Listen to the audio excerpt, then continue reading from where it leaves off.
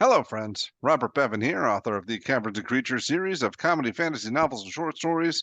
With me is Sam West, and today we are breaking down our picks for the top 5 and one worst level 7 Cleric Spells. We All are up right. there. Yeah, I like to add, there's a pretty short list. Okay, what yes, are you going to add?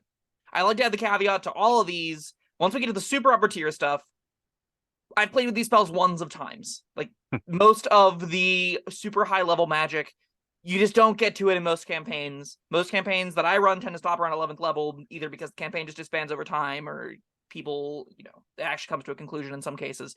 I've run 2 campaigns from 1 to 20. That is the bulk of my experience with the upper level spells past 13th level. So these are spells that I've maybe seen cast once or twice. Bob, I feel like you're in a similar boat, right? As like, haven't Less seen a than lot. that. Yeah, exactly. So this is a lot more conjecture. That being said, I think that this list is, while short, fairly encompassing. I think Lex get a pretty good deal here compared to some other classes.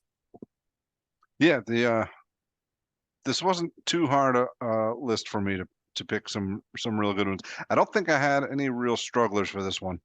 Yeah, same. Um, ah, Other caveat, as always, Sam picks as an order. I do not.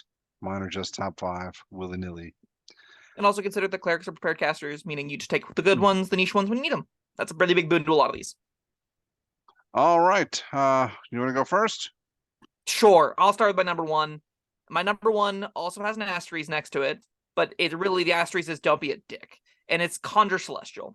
So Conjure Celestial is really, really busted for one particular reason. It's called the Coatl. So the Coatl is a Celestial in 5th edition. It's a winged serpent that comes with a character's worth of spells, on top of getting a bunch of really cool attacks and abilities and stuff. A 7th level spell for a close-ish to full caster like ally, busted. Really absurdly broken. It is one of like 4 creatures that the spell can summon in total in the monster manual, and that's including the upcast. That's including 9th level. There are so few Celestials that are CR 5 or lower that this spell has like 2 valid targets. And how the spell typically works is whenever you cast a summon spell, specifically the conjuration spells, so like conjure minor elementals or stuff. This is in the same bracket as printed in the PHP, so it does the same thing. What happens is in this instance, you only have one of CR to pick from, it's CR4 or lower, and the DM picks the monster.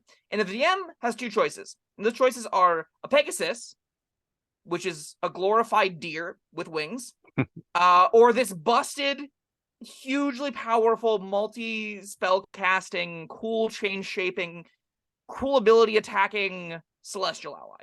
Those are their 2 options. And if they ever give you the Pegasus, you're in a very sour mood because you spent a 7th level spell slot on Fine Steed, but worse. That's where the don't be a dick caveat comes in. If you're a DM for someone with the spell, give them the Coatl because it's definitely what they came to use it for. That being said, it's also really busted. So maybe there'll be a window where you can say, I will give you the Coatl sometimes.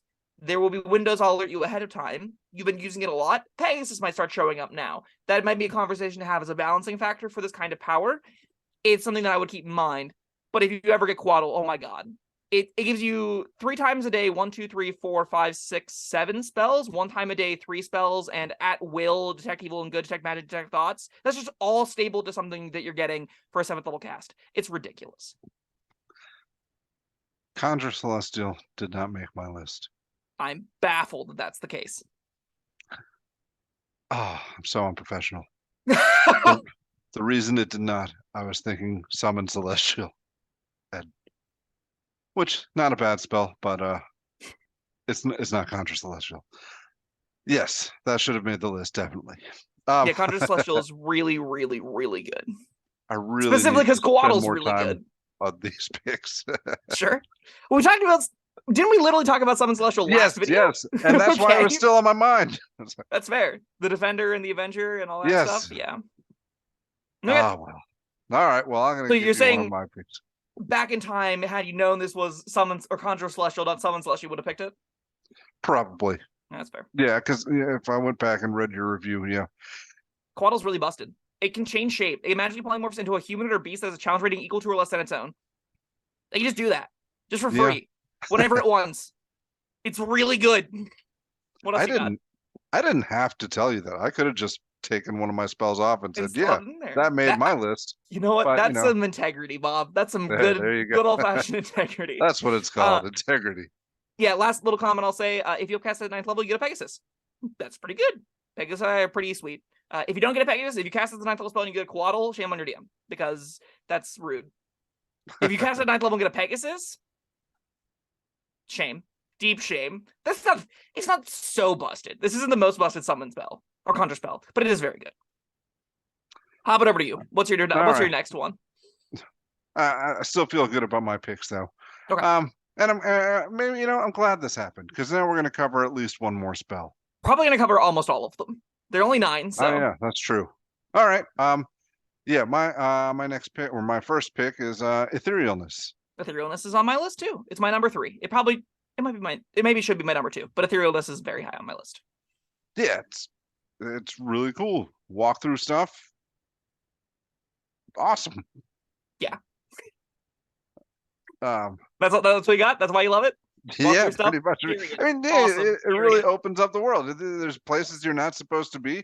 Now those are fair game. Yeah. It can be. I mean, it's a huge tool. Yes, it's a really massive tool. We've talked about it at length in our Etherealness and stuff videos. I find there are some issues with it at some tables. That's not going to be all tables. A lot of players are going to play with this perfectly fairly. And it won't be I freely scout whatever dungeons I want, and DMs will make countermeasures for it if that starts to be the case, and you can get in a cool little arms race that can be really fun for some people, and for others, it can be a gigantic headache they don't necessarily want to deal with. I don't think this is a spell that plays well at every single group. I don't think this is a spell that's necessarily... It's something you definitely want to talk to your DM about, because it is such a powerful utility tool just to jump onto the ethereal plane and fly around for 8 hours, that you're going to need to come to some consensus about how this can be used, how your effective and efficient ways to, assess and attack different problems with it. It's worth talking about with your group before taking it, is what I'm trying to say. I mean, we're getting into 7th level spells here. This is the case. I think if there's no ability to abuse it or cause headaches, it shouldn't be a 7th level spell. I think it probably doesn't make a top of any list if it is not giving you those caveats, right? If it's not abusable or breakable or warping the game around it, top 5ing it's very difficult unless you're, a particularly bad class spell list, which we've been to a couple of times. Clerics have had some real rough levels. This is not the case here. This one is really potent. Definitely deserves its spot. If you're getting into this tier of play, I think you just need a dungeon master that knows the game and knows how to roll with these kind of punches. A DM, I think another big important point is, if you're taking this, you can probably expect it to be really, really busted once. After that, expect DM countermeasures, even not ones written anywhere. Expect your DM to come up with means of navigating and dealing with this in ways that aren't even necessarily in the player's handbook or monster manual or DMG. That is the kind of power this spell presents. I would definitely advise to be wary that your mileage will vary depending on how much pushback your DM sets against this kind of effect. That's why I don't love it. That's another reason why I don't love it, at least. It's still going to be really powerful most of the time, though. And again, I think the vast majority of... maybe not the vast majority. At a lot of tables, this is not going to be a problem at all. It's going to be a fun scouting tool. It's going to be a fun infiltration tool that you'll use once or twice as part of a larger scheme still. And that's pretty sweet. All right. What else you got? I have Plane Shift as my number 2. I have Plane Shift, yes. Plane Shift is kind of like water breathing, in that once you get access to it, you get a whole new axis of adventures that become available. Your environment for exploring goes from the material plane, or in the case of water breathing, above water, to all of the planes, and in water breathing's case, underwater. You open up a whole new extra worlds of exploration that become possible with Plane Shift. It, like Etherealness, is going to be a spell you're going to want to talk to people about if this is a spell that's even going to be able to be used at the table, because of how it just says, I don't want to be on this plane anymore, take me to a different world with different events and different things happening. Yeah, I was going to say. Always great. Like, you're worried about giving the DM a headache with Etherealness. What about this? Like you said, if it doesn't give the DM a headache, is it really that powerful? Plane Shift definitely is one of those spells too. This is another spell you definitely talk to your DM about and say, wouldn't it be cool if we decided to go to the City of Doors that I heard about or read about online in Giant the Playground or Caverns Creatures website or whatever. If you decide that you're the pyromancer and you want to make a pilgrimage to the plane of fire, Plane Shift is a way to do that. It's something you're going to definitely need to discuss ahead of time with your DM, because prepping multiplanar adventures mostly will default to your DM making things up very quickly and in very rapid succession that will lead to some wild outcomes in adventures that are more unpredictable than you're even necessarily thinking Plane Shift is going to lead them to. Asking someone to, like, on the spot, make up what heaven looks like. Just right now. We're going there right now just to see what's happening with the angels and whatnot. And the DM kind of goes, that is a solution to this undead problem. I was not prepared for this. Buckle up, kids. We're going to go on a wild ride. And then you just appear on Mount Celestia and do some stuff, right? So, yeah, talk to him about it. Very powerful. Axis changing. Very good. I mean, I like it for the other uses it has. I mean, you can use it to access teleportation circles, so to Sure. a higher level teleporting kind of spell. Also, what was the bit about banishing creatures? You can banish an unwilling creature to another plane, choose creature, make a melee spell attack against it. So that's not really where I want to be when I'm casting Plane Shift. No. On hit, the creature makes a charisma saving throw, and if it fails, it's transported to a random location on the plane of existence you specify. It does permanently get rid of it. So if you get it to fail twice, it does just solve that problem. And that being attached to this effect is pretty decent. I would never take this spell with that being the intended use case for it the vast majority of the time, though. It'll be really funny, though, when it does happen that one time, where you find the big evil maniacal villain, you give him a slap on the back, and gone forever. I don't know how you're getting out of the abyss, but you're going to figure that out on your own, buddy. All right. Well, yeah, Plane Shift made my list as well. Sick. What else did? Let's see. All right, I got Divine Word. That's my number 5. Number 5, yeah. I think I've come around a lot on Plane Shift and Divine Word since our initial chats about them, I think. What do you love about Divine Word? Why does it make your list? I'm looking it up right now to make sure I'm talking about the right one. This it does things with 50, 40, 30, right, 20 hit points or lower. Yeah, I just think there's I like different kind of effects, and yeah, as long as you're not casting it in a town where everybody has fewer than 20 hit points and all die, then unless it's an evil town, I don't know. But yeah, if you're in a crowd of creatures with, somewhere between 20 and 50 hit points, it could be a lot of fun to use. I really think you want it to be 20 to 40 hit points. The Devon condition isn't that good, and that's what the 50 HP threshold is. I still think that's a large quantity of monsters. If you're ever in an encounter against lots of things, this will do a huge, like, stunning is almost equivalent to murder. If you stun a zombie for an hour, you've killed the zombie. It doesn't matter what it does for the rest of the hour. It's out of the encounter. There's no subsequent saves once that happens. This also only takes a bonus action, meaning this is exceptionally efficient, which is pretty cool. The range is kind of low, but a very efficient AoE stun, blind, instant killing of weaker creatures that also is a silver bullet against Celestial Elemental Fae Fiend mass encounters, where it sends them to the plane of existence, regardless of its hit points. It can have 200 hit points, and you can run up to you and you can say, no thank you, sir, make a save or get banished to the plane of existence for good. That's really solid. It can't return to your plane for 24 hours, but it still has to find a way to get there once those 24 hours are done, too. It's a pretty neat little spell. It's even against, like, an army of orcs, you're going to be able to get a good amount of value out of this. But in the cases where it's exceptional, this spell shines very, very brightly. It's something that you can definitely put on your sheet regularly and be happy with, and then put on your sheet whenever you, like, are looking ahead to see there's this big undead chapter or big celestial chapter or big elemental event coming up, and then you put on your sheet for that, and then, oh my god, it happens once your DM goes, well, half the encounter just disappeared into thin air. What do I do? And you're pretty happy with that. Yeah, there's the element, I just forgot what I was saying. Elemental Fae thing, which is cool. There's, like you said, I was thinking about walking into a village. I don't know why my mind went there, but yes, there will be advancing hordes of enemy army and stuff that you can maybe kill a bunch of them. Fun. And for stronger but not too much stronger creatures, there's like minions in a boss battle or something. Effective stuff there. This is definitely a kind of spell your DM's playstyle is going to really tell you if the spell's even usable. If your DM likes running 2 or 3 big things at a time, uncastable garbage. You can never touch this spell. If your DM likes putting large quantities of stuff against you, I'm that kind of DM. I love throwing big boss monster, lots of little things for the party to interact with that make the combat more complex. That's kind of how I like to DM and run adventures. And I think spells kind of ask and push you to do those, so you can still say the martial characters can do all their big damage against the one big thing, while the spellcasters have the area control of dealing with all the little things. They can weaponize more conditions, they can weaponize more spells and stuff like that. If your DM is more of 2 or 3 frost giants make this encounter balanced, and not hugely on the varying quantities of HP varied enemies, it's going to get a lot worse. So you might want to consider that bait whenever you're considering picking it up. If you get to this tier, you get to 30th level, and you haven't had a single encounter that's had more than like 4 enemies in it, you probably want to steer clear of Divine Word. Otherwise, it's probably excellent. You should know by the time this becomes available. Yeah, you should have a good read. And even at those tables, if you're ever against 3 really big elementals, whoo boy, this is just a permanent banishment for probably 2 of them. And that's excellent.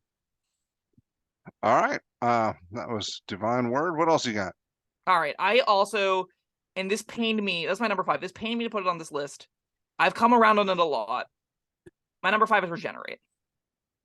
Oh, you have come around on it a lot. I've come around on it a lot. Thought for sure that was going to be your worst. No. My worst we've talked about kind of recently. Did Regenerate make your list? Not the top 5. That's fair. I will say this about these 7th level spells. This was none of these are particularly bad. I think the best of them, like Etherealness, Plane Shift, and Conjure Celestial, are kind of a tier above the rest. But there were no spells that I would be offended to cast. None of these spells slapped me in the face with how awful they are. Except one. Well, but we'll get to talk that to me about the religious experience you had since we last talked about Regenerate. I said Regenerate was fine. It was a 3, and I stand by that's probably a 3. I said that the instances of it being good are there, and it can be a fairly effective tool to have access to. It's just going to be at very specific, like, silver bullet tables. You have to be playing 5-6 encounters for Regenerate to be excellent. In those tables, it is excellent. Outside of those tables, you don't really need it. Healing is abundant enough that this probably isn't something you want to necessarily spend a 7th level spell slot on. It's a very high price, but the effect on, you stick this on a barbarian and having them go back to full health in between fights is ridiculously powerful. Getting an extra 500-600 hit points out of things is really good. Yeah, I guess I'm misremembering the conversation we had about it. I don't like most healing magic, and I don't like this that much. I wouldn't prepare this. This isn't a spell that I would put on my sheet most of the time. I would be taking the Conjure stuff. I'd be taking the Plane Shift stuff. I'd be taking even spells that are probably worse than this is my intended way of casting. It's having a minute cast time means it's not something you're using in combat, meaning this is exclusively something you're doing to prep. This is something that you're doing after encounter 1, knowing you have 4 more encounters coming down the road. You want this up. That is where it is potent. And I think that if you are at that table, this is a home run. If you aren't at the table, don't ever consider it. And that's a nice, easy place for a cleric spell that you are a prepared caster. You have that luxury of figuring out to be. All right. Well, I don't want to spend too much time talking about it because I have a feeling we'll talk about it again soon. All right. Well, I guess I'll go on to my next pick. We've never had this happen before. This is excellent. No. Yeah, hit me with it. I can't believe that's. I'm so angry with you, Bob. I'm so angry with you. All right, get it. What's your next one? I've got Symbol. Symbol's in your top 500. It's not my worst, so they didn't happen the other way around. But what is Symbol? Well, just because of the variety of stuff you can do, I'm looking it up again. But yeah, just it's a very flexible spell. You got your different effects you can set to trigger. Because yeah, at first I was thinking this is just more expensive glyph of warding, but yeah, it's got a bunch of different effects you can have. You can set up a different triggering mechanisms, and then like. And what's the is there like a maximum area of effect? It affects touch 60-foot range. So the 60-foot range is the maximum area effect. Requires touch to set it up. You touch a thing, that thing can have up to a 60-foot area that is affected by the effects. All right, up to a 60-foot area. Yeah, if you set it to wait until 100 people gathered in that spot, yeah, sure, then it could be hugely effective. Sure, this could be a great tool for mass destruction and Again, I evil. don't want to get back into Killing a village. It doesn't have to be It evil. always It comes could back to be killing a village with you, Bob. No, it doesn't have to be damage. You could make them fall asleep or be afraid or just be in pain or something. Whatever. I mean, that's not nice, but it's not death. I really love Symbol. I don't think it makes my list because it is even more niche than Regenerate is whenever it comes to the number of instances where it's good. You'd be at a table that's playing defensively, that's guarding a space, and that we've talked about this with Level Warding. Yeah, that happens like once or twice a campaign, I think. That's where you take Symbol for that encounter, and it's pretty baller there. I don't think you take it outside of that ever. And that's where, because it's got a minute cast time, because it's got, a pretty hardy gold component, 1,000 gold a pop, you're not doing this more than once or twice a campaign. In those instances, it'll be pretty sweet. It's like Hallow to me in a way that this is a cool effect to set up. This goes right alongside Hallow as far as like building defenses for like protecting the city from this ambush or this oncoming army or whatever. That's where I like it a lot. Outside of that, I don't think it has a whole lot of merit, albeit the modes are all really cool. I love that Hopelessness is one of the modes. That's pretty sweet. That's so sad. On a failed save, the target is overwhelmed with despair. Cool. Neat. See, I mean, I don't think this definitely has to be you're defending a spot against an oncoming. I mean, a minute cast time, it's until dispelled or triggered. I mean, a minute's not super long. If you know there's somebody you want to fight nearby, you cast this. You goad them back to the space. Well, then you make yourself known. Like you start talking loudly or something. Sure. I think that there's in the tier you're getting this.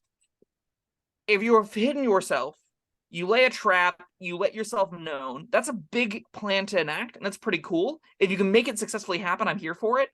I think we're at a tier of play where you're not necessarily against the idiot bugbear bandits. You're not necessarily against the big dumb ogres running into traps head first anymore. I think we're probably dealing with more competent aboleth-like villains, and you maybe use this as a way to draw out some of their minions and kill them to weaken their defenses. Maybe use this as a grander tool as part of a larger sort of back and forth with a higher intelligence, scarier threat. I don't think if you're like trying to go to dragon to get within 60 feet of this thing, that's just not going to happen. It's going to breath you from a mile away. It's not going to fall for your trap almost ever. It has got so many other tools to circumnavigate this problem. I see it being a very difficult order unless it knows it needs to take that space from you. Unless it's an aggressive force attempting to control an area that it's not allowed to be in. That is where I think the spell is most usable. And I think the goading application is a bit weaker, specifically as we get into the higher tiers, like even the Glyph of Warding. All right. Crowded market. You trigger the fear. Everybody drops their money and runs away. I think if you're in a crowded market in D&D and you see a holy-esque figure begin scrawling on a piece of parchment, just run, because in a minute a bomb could go off, as far as you know, a death bomb that just kills you. Don't be anywhere near that, villagers. Get out of there. That's no way to live your life, Sam. In fear of the clerics. All right, how many more do you have? I'm done. Oh, you're done. Covered. All right, well, how many do I have left? I don't know. Let's see. I got that one. We're going to probably cover every single spell on this list. All right, I've got one more that we haven't covered yet. Mm-hmm. I have Firestorm. Firestorm did not make my list. Well, clearly not. Mm-hmm. Let's see. Why did I like this one? It doesn't hurt plants. That's nice. But no, that is not why. That's the kind of text where I just go, why is this on here? Yeah, that's weird. How did we get here? But again, this one, I feel like it's, I mean, for a strictly damaging spell, I think it's kind of versatile. You get, 10-foot cubes that you can put anywhere you like? Not anywhere you like. Well, okay. You have to arrange them so that they're like stacked against each other. So they have to be connected. You make a size of 10-foot cubes. They have to be connected in some way. So you can make a snake. You can make often you're making a 3x3 with a 1 extra on the end somewhere. Cube of it. Typically is how Firestorm is working. Okay. Yes, I see. Still, I think it's kind of like Fireball, except that you can move the damage around where you want it, and not hurt your precious plants. I think if Fireball weren't so easy to sculpt already, in that a lot of tables don't have an issue saying being directly in front of the explosion is perfectly fine, right? Like, it can be an inch from your face and you have no issue with a fireball exploding there. I would say this has a lot more merit because that sculpting becomes more powerful. I think most of the time, like, we can fireball test this damage-wise, is doing 7d10 against the 12d6 fireball upcast. And 12d6 hitting for 42 on average. 7d10 is less than that. It's hitting for 38 on average. So you're saying, I'm trading 4 damage and no ability to downcast this for the ability to sculpt and shape it. And when most of the time it's an area that's not it's smaller than a 20-foot radius, because 40 feet wide in a diameter circle is bigger than a 30-foot diameter circle, which is, or 38-foot diameter cube, which is what this gives you, plus an extra 10-foot cube somewhere. So this area is often going to feel smaller than Fireball, but not by a meaningful amount. The damage is less. I think this is kind of Cleric's Poor Man's Fireball, where you go, I'm so jealous of the Wizard. They've been blowing things up with Fireball for the last 10 levels. I get my own Fireball now. And then you pick this up and they start doing more damage with other things. And you're like, this is a bummer. I wish I should have played a Wizard. But it's the fine. sculpting, I don't hate it. The sculpting does allow you to like maneuver it around, like if you've got your friends and enemies all fighting in the battlefield together, Fireball just nukes everything. But this one, you can kind of finesse it a bit so that you hit fewer of your allies. I think Correct? yes, I think that will come up occasionally. I think more often than not, a Fireball will do almost the exact same thing because of how you can already position it. If you've got an ally to the right of it, if you've got an ally right here, and the monsters generally tend to clump and the allies generally tend to clump, normally you're coming from sides at each other, and that's going to shape and sculpt to be that 2 halves is what it's often going to look like. 2 parties approaching each other from varying halves. Not all that often do you have one element of your party jumping into the other side somewhere in there that you want to sculpt out. If that does happen, this is better than that by quite a bit, because then you're going to have to damage your buddy. Well, I don't see thinking of two groups of enemies like coming clashing together, and everybody's stabbing and punching and all that. Yeah, and what that normally looks like on a 5e table is 2 walls, and you've got the enemy wall, and you have the party wall, and then the enemy wall just gets fireballed. Now, this does have the other upside, right? If there is a full wall, right? If you have 5 party members that slam into 5 enemies, you can be like, great, line hits all of them, and Fireball doesn't hit in that instance. So this can shape to be longer. It's not all strict downsides over Fireball. Is it worth a 7th level slot? Probably not. But you're a cleric, so you might take this because that's the kind of thing you can expect to do as a cleric. In the cleric context, if you don't have a wizard, it's really, really good. Fireball is excellent at most tiers you cast it. So Firestorm can be that for you if you need it. I don't think it's like the best thing they have to offer. I don't think it's like defining them as a cleric. I think that's good. I like that it doesn't like define clerics as this big damaging archetype. It's a reasonable thing if that's what you still want to do as a cleric. All right. Well, I guess it's no secret that I picked Regenerate as my worst spell. Talk about that. Man, I feel like I would just be repeating what we talked about in the Regenerate video, but clearly I've forgotten a giant chunk of that. But Sure. I'm gonna go back and look. Regenerate, you're getting back. Yeah, all right. So if between fights you're gaining a bunch of hit points, great. But I guess I was just thinking like using it during a fight, and that's nearly impossible unless you're preparing it ahead of hand, or using it before you go into a fight, casting time a minute. All right, well those guys are way over there. They don't look happy to see us. All right, well start regenerating, and but yeah, you're getting 1 point at the end at the beginning of each of your turn. That's no fun. Have you considered that 1 point at the beginning of each of your turns means every round you come up from unconscious? That often gets you killed. Yeah, that's something.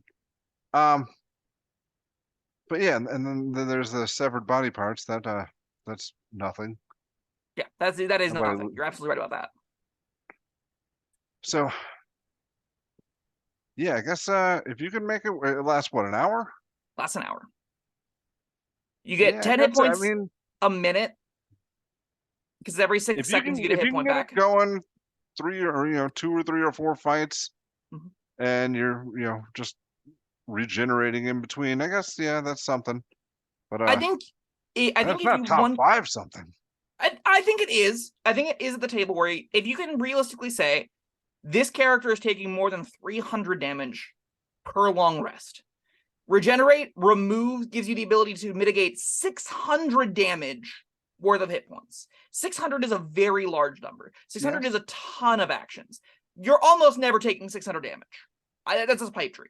At the grindiest tables, you're not taking 600 damage. 300, I think, is where you kind of want to hit. And that's like your barbarian dying 3 times at this tier. And this is the table gets, as you get higher level, the table paladin or the barbarian starts having 200 some hit points plus the resistances. They all kind of double for the damage resistances because you're getting 2 hit points for 1 because they take half damage. So then you're looking at like 1200-ish possible hit points to mitigate. That is a huge amount of damage to be able to mitigate.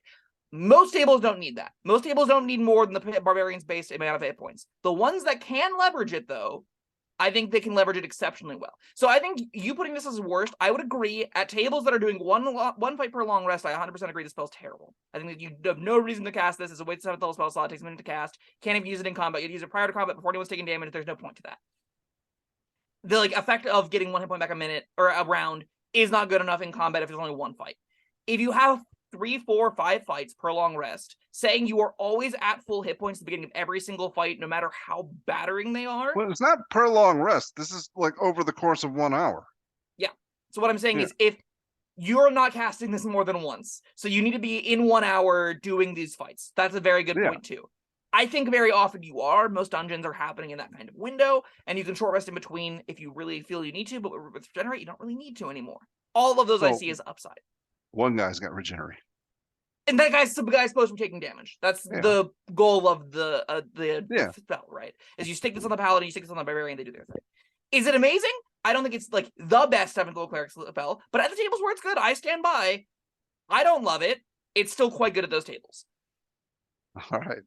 Well, my curiosity is piqued. What is your pick for the worst? We haven't talked about 2 7th level spells. All right, or you I'll tell let me you the guess. 2, and I'll guess. Yeah. Well, one of them is Resurrection, and the other is Temple of the Gods. Oh man, that's knowing it's a toughie. you. That's a toughie. All right, I'm gonna guess. Resurrection. Temple of the Gods. The spell's useless. Right. It doesn't do anything. It's a house, Bob. You're spending a 7th level spell slot on a house for a long rest. Sleeping in Comfort is not worth a 7th level spell slot. You have to not cast this, cast it for an hour, and then you have a place to long rest. What? No, absolutely not. You're never doing that, ever. There's no real cast use of this. Well, it does have the permanence thing, doesn't it? If you cast at the same spot every day for a year or whatever, yeah. Is it a year? It's a long time. Well, I mean, you don't. Some of them are a month, some of them are a year. That's going to be a big difference for me. For me. Okay. For actual play, does that make any difference? The answer is no. That makes no difference whatsoever at any table. Casting spell in the same spot every day for a year makes it permanent. Ah, all right. Well, yeah, I can't see me doing that. You don't need this. You just don't. No one needs this. This is worse than Hallow. This is worse than Symbol. This is worse than any of the defensive spells that you'd want to cast before a long rest anyway.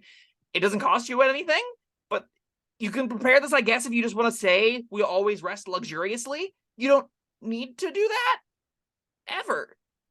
This spell's awful. This spell's uncastably bad. I feel like I could personally build a temple in a year for, or less than that. Possibly. I think Regenerate has very good ceilings, and that's why I think it can be a top spell if you're at the tables where that ceiling is happening. I think Temple of the Gods never has a table where it has that ceiling. What is an example where this is as good as where this ever is like something you're preparing over any of our top 5s? No, don't ask me. I don't like it either. Sure. Resurrection, at least, you take whenever you say, we don't need to use, like, if you're taking the long rest anyway, if you're re-preparing a resurrection spell anyway, this is just sort of now this is a slightly better raised dead. Sure. I guess we take that. If you've got the money to burn, why not? It doesn't really hurt anything. So this is a slightly better version of a spell that you had at 5th level that you don't really spend resources on because you're casting in between adventures. That's why Resurrection isn't my worst. But Resurrection is quite bad because Raised Dead exists. Yeah. Temple of the Gods actively has no uses, and thus I don't think it's very good and you shouldn't take it. It's like, would you spend a 7th level spell slot on a motel for the night? I mean, if I can do magic, I don't think I want a motel. That's where I'm at. I think I can do better things with magic than a motel. Man, I'm looking at it. It has a lot of text. And none of it matters. We talked about it. The temple's interior is an open space, an idol or altar at the end. You decide what the temple is illuminated with. Very useful. Very exciting. The temple opposes the creature type of the spell. On a failed save, it can't enter for 24 hours. Oh no! That's not useful. You don't cast this. It might be. If you know, like, a bunch of demons are coming to get you. And then a couple of them can't get in? Yeah. They can just wait outside the temple and eat you when you come out. Yeah, well, that's true, but then you're playing on your terms. I don't think there's a reason to cast this, even in the situation. Like, you could just take Symbol instead. Doesn't Symbol do everything that it does against those fiends and Fae better? Doesn't Divine Word answer that exact problem better? Probably, yes. And this doesn't even really address the problem all that well. They just go, there's a big temple here. Everyone sit outside and wait for someone to go pee, and then we'll eat them. You don't think the temple has a bathroom? I don't know. It doesn't say it has a bathroom. We're in medieval times. People wanted outhouses and stuff, right? Yeah. All right. Well, I think that's it, huh? It's true. I will say, as far as like worst spells goes, this is a good worst spell. This isn't as bad as like locate creature or anything. This isn't bottom of the barrel, Legend so lore. uncastable trash. Yeah. This at least I can be like, I mean, if I'm living out the fantasy of a lavish lifestyle cleric, why not? It doesn't hurt that much to just say this is something I'm casting in between long rests. But then there's stuff that you actively hurts to cast, like instant summons. So this isn't instant summons bad, but it's pretty bad. All right. You want to run down your list for us again? Sure. I've got number 1, Conjure Celestial, 2, Plane Shift, 3, Etherealness, 4, Regenerate, 5, Divine Word. You can probably switch those two. I'm not tighter or harder. You know what I'm saying. I'm not in love with the final 2 placements, but the third three I'm confident in. How about you? And your worst, of course, was Temple of the Gods. Yes. My top 5 were Etherealness, Symbol, Divine Word, Plan Shift, and Firestorm, with my worst being Regenerate. We literally covered everyone but the Resurrection spell, which I think is wild. Yeah, that is wild. Well, I mean, it's bound to happen with a spell list this short. I think next time we're not even going to be able to do... Like, I think we're just talking about every single spell that exists at 8th level cleric next time, right? Something like that. So I'm still going to call it a top 5 and one worst, even though that will be a lie. It'll just be the 6th, 8th level cleric spells. Yeah, because I'm not changing these thumbnails any more than I have to. That's fair. Viewers at home, this is definitely the list that Bob and I had the most disagreements on in a while. We had a best and worst. The most disagreements on, and it must have been like the shortest list we've had too. How could this happen? I don't know. I think that's a testament to how interesting the 7th level cleric spells are, at least. So, viewers at home, what are your lists? Is Bob right and Regenerate isn't castable? Have I talked myself out of a logical position that I was before, which is healing magic is overrepresented and you don't ever need this much? Like, let us know in the comments. Yeah, you talked me out of Regeneration. All right. Yes. We would love to hear your picks and your opinions on this video. So let us know. And that was level 7 cleric spells. Go see the other cleric spells and the other wizard spells. And if you're watching this in the future, the other spells we will eventually cover. Thank you, Sam. And thank you, everyone, for joining us. We'll see you next time. Bye-bye. Thank you for watching. If you found this helpful, informative, or entertaining, I'd really appreciate it if you hit the like button below. You needn't smash it, a gentle tap will suffice. If you want to see more videos like this, subscribe to the channel. And make sure you check out the links in the description where you'll find my Caverns Creatures series of comedy fantasy novels, Sam's full review of the spell, and other fun things.